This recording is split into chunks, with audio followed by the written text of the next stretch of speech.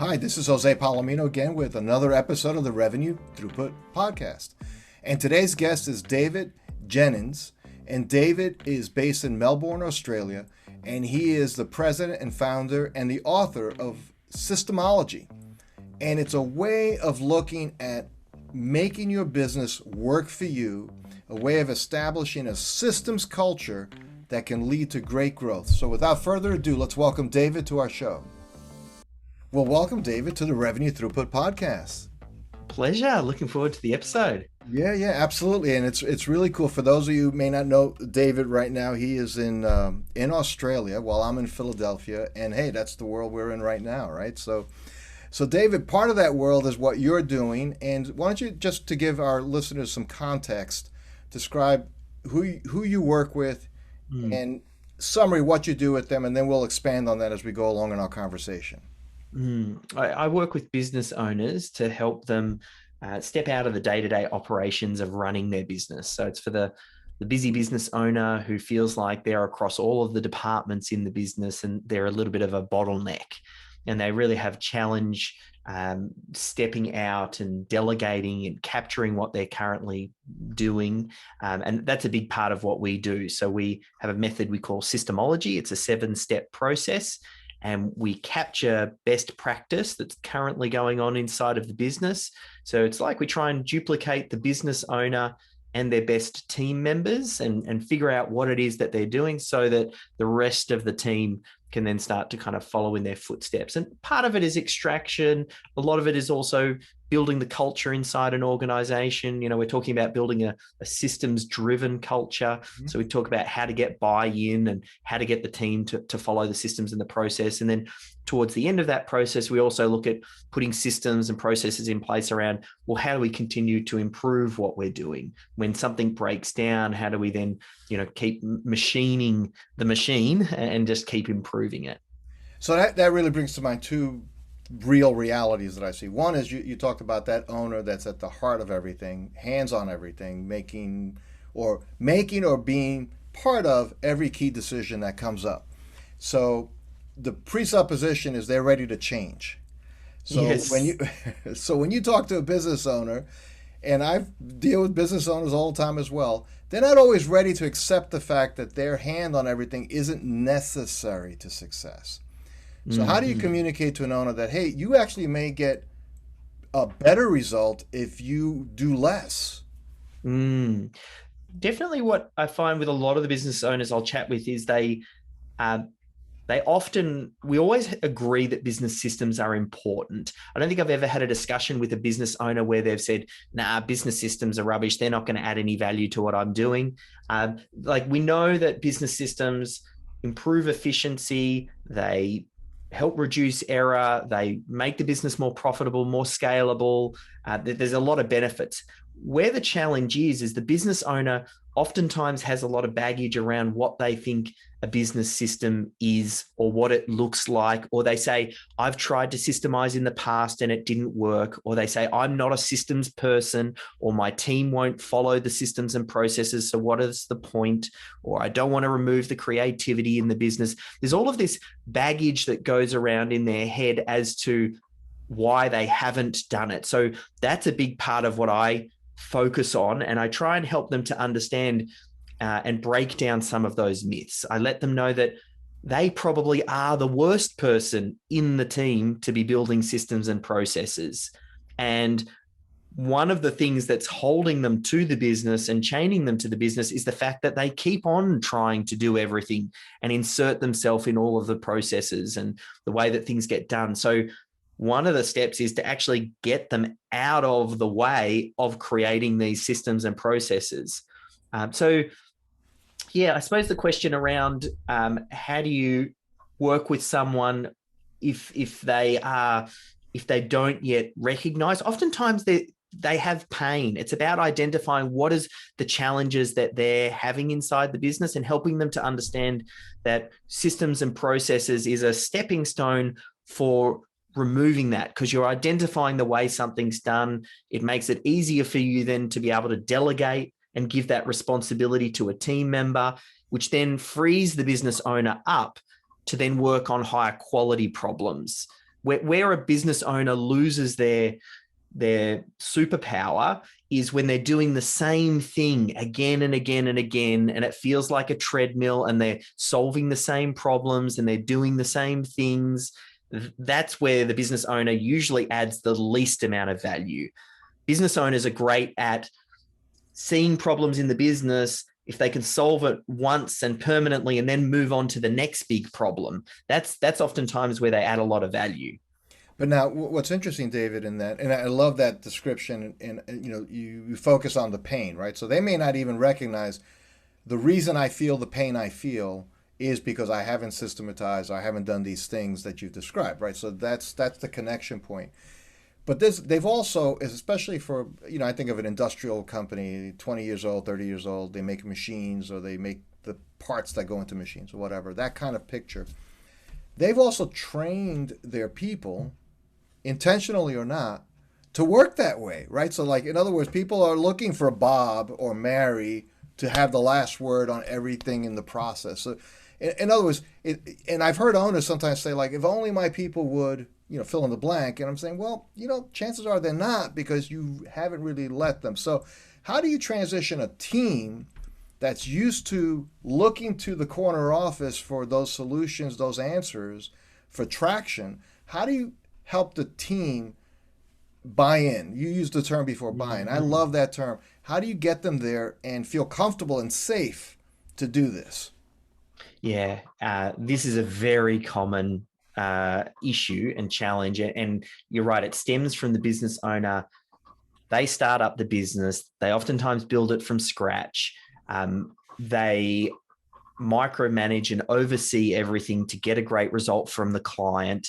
The business grows, so that behavior gets reinforced because they go in their head, wow, me micromanaging and being across everything, that's what's helped the business to get to where it is.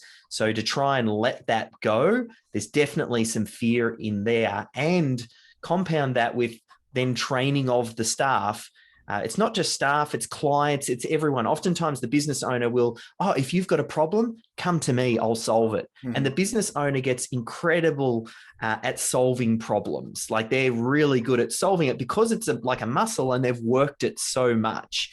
So it's that transition, and everybody has to go through this. And that's why so many business owners struggle with it, because you actually have to kind of break a lot of these habits, because it's that case of what gets you to where you are isn't necessarily will be what gets you to where you want to go next. So as far as how to, because there's two things, we first need to retrain the business owner, and we also need to retrain the team, because we're talking about an actual cultural change here. This is not, you don't systemize the business over 3 months and it's one and done. This is, we want to start looking at things in a systemized manner. So for the staff, there's a couple of good things. I mean, the only good thing that COVID has brought to the world is there's never been an easier time to systemize a business and introduce change, because the team is so accepting at the moment of change, because they see change at home, they see change in their communities, they see change at work, and you can say, look, we're going to have to change the way that we're doing things here, because you might be working some days from home. You might have a family member who's sick and needs time off. So we have to capture what you're doing and create some systems and processes so people can step in and take over parts of your work when you need time off or under different working conditions. So it's actually, from that perspective, been a real blessing, as far as like now is a great time to start this initiative. The other thing to think about is you always position this as what is the benefit to the team member. You don't present, the reason we're systemizing is so that the business owner can take more holidays and make more money, and it's all about... That's a hard sell. Yeah, that's right. But if you position it as for the team member, hey, you know what it's like when you take time off, you take 1 week off, and when you come back, you spend the next 4 weeks trying to catch up for the 1 week you took off because no one did any of your work and it's all mounted up, and now you've got to do double work. And when you were on holiday, your team was calling you because they needed to ask you questions about where things were up to. Well, part of systemization is making sure that people can take over your responsibilities when you have time off, so that you can enjoy your holiday. So that might be a benefit to some.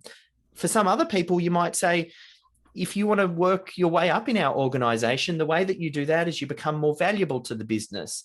And if you can systemize parts of your role and you can delegate those to lower cost team members, you then create time and space for yourself, which then means I can give you higher quality work, which actually makes you more valuable.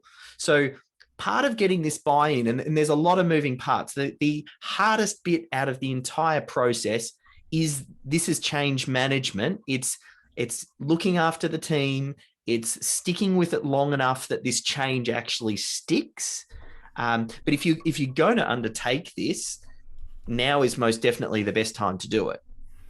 So two things, David, and I could just imagine, an owner listening to this podcast and saying, well, you're right. COVID made things a little like sideways and upside down, and we did things we never thought we'd do, and we had the entire accounts payable team and accounts receivable team working from home, and we got used to meetings being interrupted by children and pets and delivery people, and all we ask is people wear pants. At least, okay, let's agree that's the baseline. Everybody's wearing pants, right?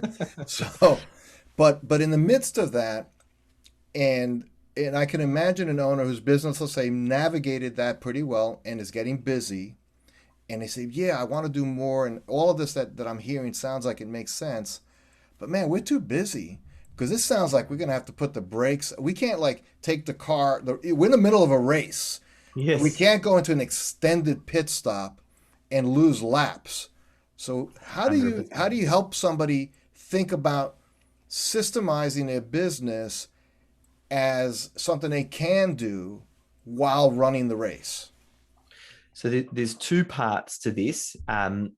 Firstly, understanding that all of your best team members are really busy. So not only the business owner, but department heads and just anyone who's really good at their job, they're busy. Not only that, a lot of them might not like systems and processes. Not everybody likes to, write a detailed how-to, or they've got this picture in their head of what they think a system is.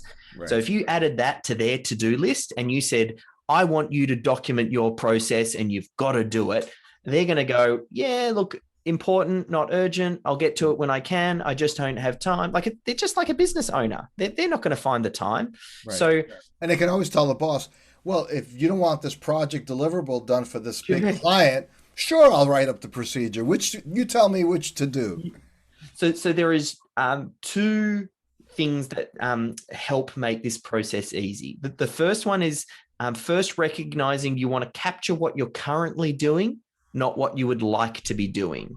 So when you're just getting started for the first time, figure out who on your team does this thing the best and just capture what they're doing. Don't try and optimize. Don't try and improve. Let's just capture what you're currently doing. And that way, all we're really doing is bringing everybody up to that standard. So that's part of it. The second piece is, one of the secrets is to understand that it's a two-person job. You've got the knowledgeable worker, and then you have a systems champion or a documenter, and that's the person who helps out with the extraction. So what we do is we get the knowledgeable person to do their thing. So let's say it's on a factory floor. You have someone go out there with an iPhone or a GoPro, and it might be the systems champion, and they just watch that knowledgeable person doing their thing, and they record them in the moment doing the thing to make it as easy as possible for the knowledgeable worker to just keep doing what they're doing. Or maybe if it's in the finance department, they load up a Zoom and they just do a screen sharing and they record what next time they issue out an invoice or they do a reconciliation, they record it happening. And then it's the job of the documenter or that systems champion to watch what happens, and they pull out the key steps. And then once they've done that, they send it back to the knowledgeable worker, because no one likes writing from a blank page. No one likes the first time staring at this blank screen thinking, what are my steps? But if you send them a system back to the knowledgeable worker that is their process, they will be happy to edit. Everybody loves to edit. They'll go, oh no, you missed this step. You missed that step. I'd make this tweak here. So just that small change of going, let's capture what you're currently doing as you're currently doing it, whoever the best person is, and let's have a second person who does the documentation and then shares it back with the knowledgeable worker, that kind of really changes the whole dynamic. It allows the knowledgeable worker to get a win without really having to do much work. So that helps them to buy into the process. And maybe you start off, you get a return to work mum or dad, and they come on part-time, and you make this, their job is to become the systems champion. You get them a copy of my book, SYSTEMology, and you say, just follow that process and get them to take that load off the busy team members. That's why I say that the business owner is usually the worst person to be doing the documentation. It's the same though. All of your best team members are typically the worst people to be creating the systems. You don't want them doing it because they're so great at what they're doing. They're busy. Let them do it. So let's give that to someone else. So that's a small tweak that helps. And what's interesting about that, and I really love how aggressively you recommend the use of like video technologies, which are now ubiquitous, right? I mean, if you have a phone, you have video capture. Video capture was unimaginable even 10 years ago if you had a lot of money. So now you could do it, right? And as you said, Zoom and screen shares, we're all doing that now, so you can capture that, as opposed to even like the old days of the proverbial clipboard trying to capture your steps, because you can't capture it fast enough, especially if it's manufacturing or most human processes. There's a lot of little micro steps that only upon playing it back do you say, oh, they also did this, and I wouldn't have noticed that before if I was trying to clipboard it. And I also love the fact, David, that you suggest just capture current state, like where we are today, because whatever we're doing, it's working to whatever degree it's working. Let's at least capture that. And thirdly, you mentioned bringing in somebody maybe not as senior, so it's a great opportunity for somebody to learn more and to be better as it were. So, a quick question for you, David: how does this tie into working with a lot of manufacturers? You see a lot of people moving in the States, moving towards ISO certification. That's probably global. So, and I've seen ISO projects are always described as like basically like going to certain doctors. Like it's hard. It's a 2-year project, and at the end you get a lot of binders that nobody refers to. So it doesn't sound like that's what you're suggesting here. Yeah, this is definitely a different approach. And when I look at what systemology's done relative to a lot of the process improvement, so particularly in manufacturing, people might have heard of Six Sigma and Lean. These are process improvement methodologies, and it's in the actual name, process improvement, which pre-assumes that you've already captured what your process is, and you're now looking to improve and reduce the waste. Now, then really they're going straight to optimization at that point in time. They're looking to then re-engineer it. Whereas what I'm suggesting, you need to build a systems culture. This is not a one and done scenario. We want people to think of, always looking for the system solution, and we get to the improvement first. But level one is you have to get those base set of systems in place. Otherwise, you have exactly what you talked about with ISO certification. All you're doing it for is to tick a box and meet the ISO certification. So now you can go for some big tender that required an ISO thing, right? So you join this program, they give you a bunch of templates, it sits in a binder or sits in some Dropbox folder.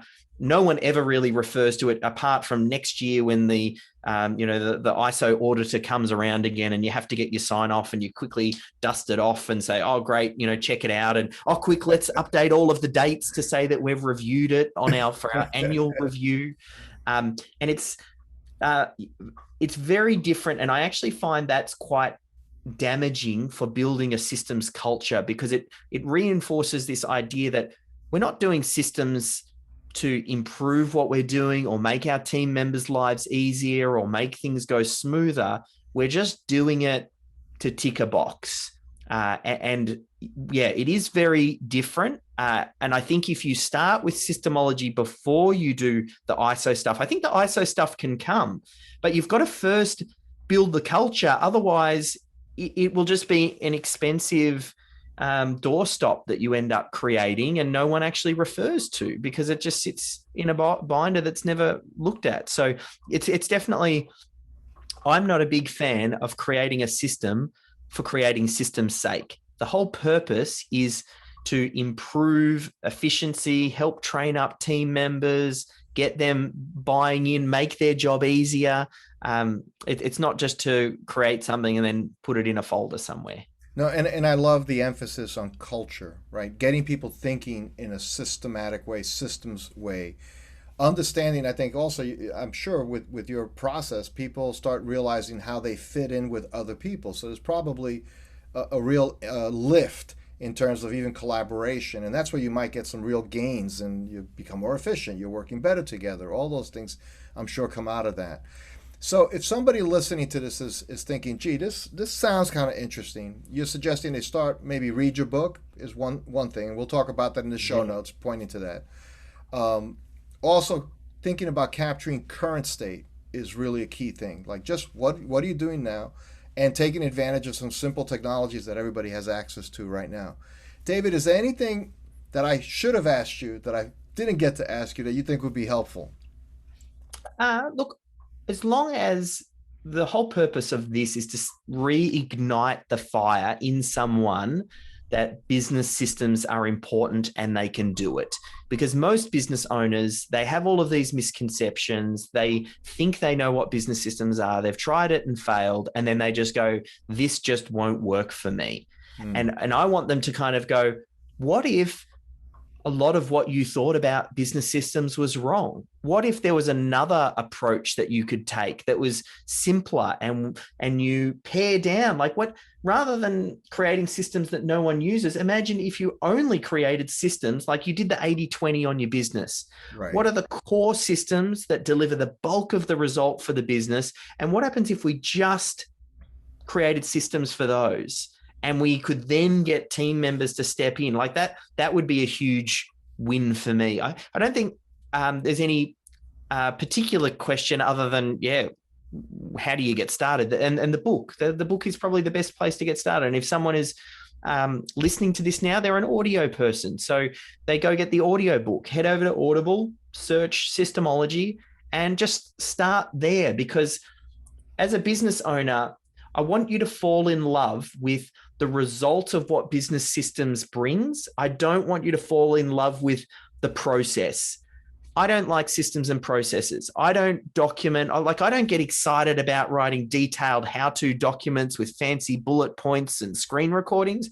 But as a business owner, I've fallen in love with what a well-systemized business brings. And I've seen the difference between those that are systemized and those that aren't. And it is night and day difference. Like you can't even compare the two. So fall in love with that. Make it easy on you and your team. Find the right people on your team who naturally systemize, who naturally organize, and really get them to help drive this process and make it easy for everybody. Oh, that's wonderful, David. And on that note, we're going to pause right now because we could keep going all night. And I really appreciate it. And if somebody listening wanted to know more about your specific work, how to get in touch with you, what would be the best place to direct them to? Yeah, if they head over to systemology.com/book, there's some information about the book. And then from there, it also links through to my socials, or if you want to go deeper or work with one of our consultants, we have people we call systemologists, and they work with business owners to help them implement this, or just start with the book. Like the book gives the complete methodology. Okay, that's wonderful. David, thank you so much for taking the time to be with us and to be our guest today, and really appreciate and really track with you on what you're talking about. It is really true. David's the real deal on this, everybody, and really are thankful for you being on the show today. Pleasure. Thanks for having us, Jose.